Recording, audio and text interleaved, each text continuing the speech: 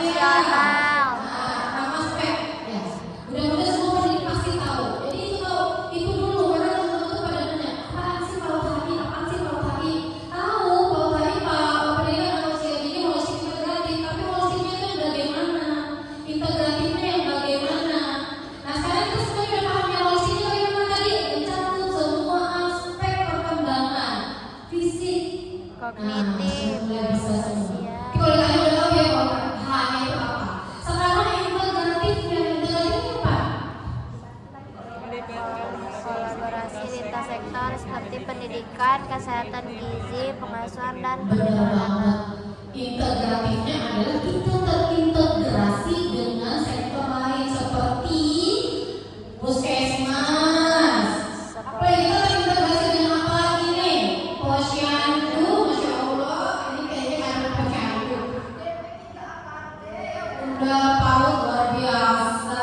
Nah sekarang kita udah paham nih holistik integratif, udah bisa pahamin? Masya Allah mantap.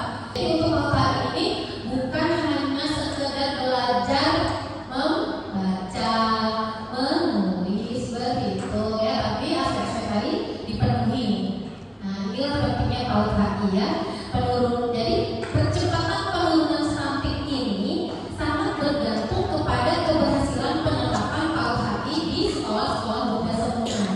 Kalau sekolah-sekolah muda penerapannya benar PAUD HI-nya, maka insya Allah pencegahan stunting itu dapat kita cegah sedini mungkin. Oke baik, untuk PAUD HI dapat dipahami ya Bu. Gagal tumbuh kembang ya, gagal tumbuh akibat kekurangan gizi. Nah itu tadi akibat kekurangan gizi dan selalu dia infeksinya berulang, terutama selama periode 1000 HPK. Apa HPK? Hari pertama kehidupan. Nah ini dampak stunting ini. Kecerdasannya menurun, produktivitas rendah di masa dewasa, resiko penyakit kronis meningkat, penghambat pertumbuhan ekonomi negara. Resiko penyakit kronis meningkat, apa saja penyakit yang akan dia dapatkan bila dia stunting di masa depannya? Penyakit kronis apapun, diabetes, kegendutan,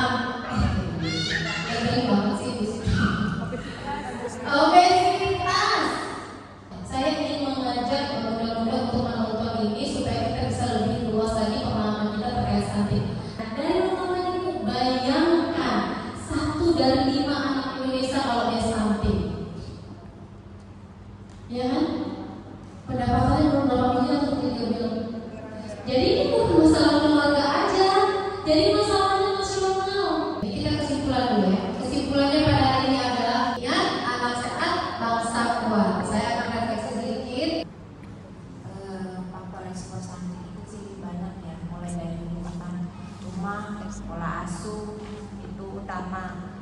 Bahwa tidak hanya kemiskinan yang menyebabkan anak itu stunting. Dan jadi selain remaja ke sekolah, jadi untuk remaja putri, saya rasa ibu di sini pasti punya remaja putri ya. Jangan lupa diingatkan untuk selalu meminum tablet negara.